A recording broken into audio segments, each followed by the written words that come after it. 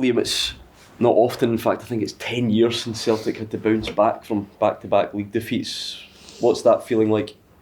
Yeah, it's tough. We've it's been a tough week. Like just sort of getting to grips with it, and we're getting over it now. Though we need to bounce back, and that's the main aim. So we're working hard to do that, and we've actually had a week to prepare for this game, which is unusual considering the schedule we've had, and we've been using the week well to just go over things and really fine tune things for the upcoming games. I suppose to many clubs though that's hardly a disaster. Is that just a sign of the sort of level of expectation here that there is the fallout that there has been after 2 defeats? Yeah, look, it's not. We know it's not good enough for Celtic because the pressure is here, and you need to win games, and anything but a win isn't good enough really. We know that, and obviously over the course of a season, it's not disastrous if we bounce back and do well. It should be fine. It's just sort of been a tough week, and we just need to just fix it now. What's it like for you dealing with the sort of everything that's going on, coming in, getting individual praise, but maybe at a time when there is kind of team criticism? How do you balance those two things up? Well, the team comes first. Like, there's no real sort of, you don't gain it from getting individual praise if you're not picking up points and winning games, and that's really it. It has sort of, it's I'm really just here to win games as a team rather than I know performing individually will help the team win, and everyone is on the same page with that, but it's about the team. You said you're getting over it and working to fix it. What's the kind of main message been from the manager this week? I think we feel like sometimes we maybe expect it to happen, just playing at home maybe, or playing games against teams in the league, just expecting it to happen for us without actually going and taking it by the horns and going and being sort of aggressive and going and winning the game. We sometimes just expect it to happen if we show up, which we can't do, and that's maybe where we sort of need to brush up on a few things. What's the mood been like amongst the players this last week? Obviously you're down a little bit, but we know well that we're still in a good position, and like it's in our hands to go and turn it around. As players, we know we're the guys who can go and turn it around, and that's sort of the mood. We had a couple of days where you're disappointed and whatever, but the game's come thick and fast. You need to sort of bounce back quickly, and the mood's a bit better now than it was. After the Hearts game, the manager in his post-match presser was mentioning about, didn't really seem surprised about some of the level of performances or even the result that followed. As a player, how difficult is that to hear that the manager may not be surprised about the level of commitment or quality or results that the team are showing?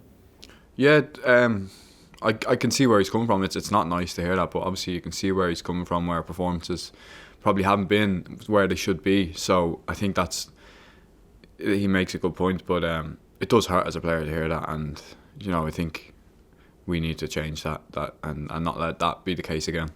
As you mentioned, as Gordon was mentioning there, a couple of results, and there is this big fallout, especially amongst the supporters when Rangers close the gap. Just what would be your message to those Celtic fans who are worried about the direction of the team at the moment? There's really it's in our hands still. We know if we win our games, if we win games, we can still go and be successful. It's a minor blip in the course of a season, and we need to just sort of turn the corner now and get over it. That's it really. It's not a complete disaster. There's been a lot of talk from the manager as well as the fans about needing quality in January. Do you feel as if at the moment this squad is well equipped enough to go and win the title, go win the Scottish Cup? Yeah, look, I think the quality here is brilliant. Although we haven't reached our full potential, maybe the quality in the squad and the depth of the squad is great. Obviously, the manager's in charge, and if he needs to make some tweaks in January, so be it. That's his choice, and obviously I can't really make a massive opinion on that. But no, I think the quality here is brilliant, and it's just about finding form now and confidence and going and really taking it by the horns, as I said, and getting it over the line. You're talking about the title race, saying it's still in your hands, just make it a minor blip.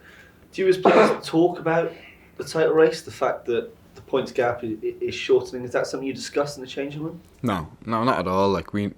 we discuss the game that's just been played and the next game, and that's it really on a week-to-week basis. We don't look too far ahead. We know what's at stake, obviously, with how we like the results we get, and we know it's in the background, but it's not discussed by us at all. No. Well, we were talking about the message to the fans about the title race. Should the fans expect to see a slightly different Celtic from the last 2 weeks? Then you say that you need to take the game by the horns. Are they expecting to see? Should they expect to see that from the off at the weekend? Yeah, definitely. I mean, I think everyone knows it probably hasn't been good enough. Hasn't been the level we know we can get to, and we've got to in the past. And it was unusual to I suppose, lose either side of a great win in Europe. You know, we had a great performance midweek, but it sort of doesn't really mean much if we're not bringing that into the league. So I think the fans have seen how well we can play. It's just a matter of being more consistent with it and really sort of imposing ourselves on teams rather than just thinking maybe it'll happen eventually. When like that's how you kind of slip away from being successful. Just want to talk about your position. Obviously, you've been the ever-present at centre-half this season for Celtic. There's been many injuries, but I think now you've got 6 or 7 first-team centre-backs fit. Has the return of all the other defenders in your position spurred you on? Does it give you hunger to keep improving, keep your place in the team?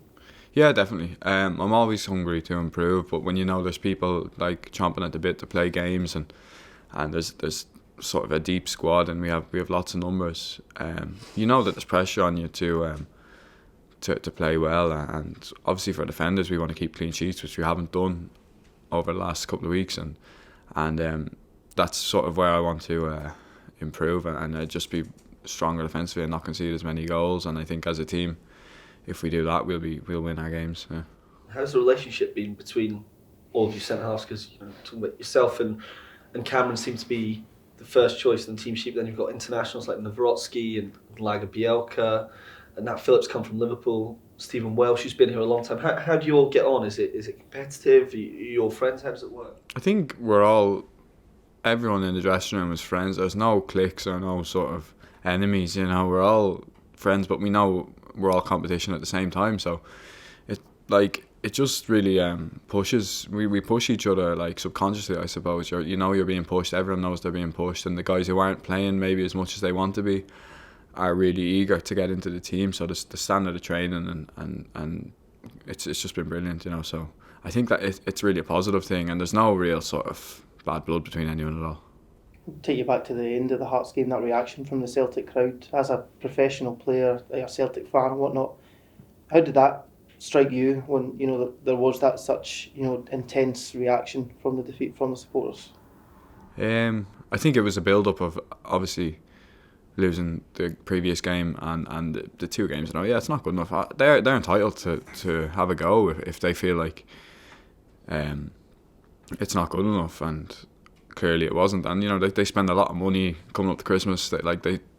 We need to be better for them. So I don't think it was sort of over the top, and I think they're entitled to that. And that's sort of, it hurts, but that's where we need to improve for them, if anyone.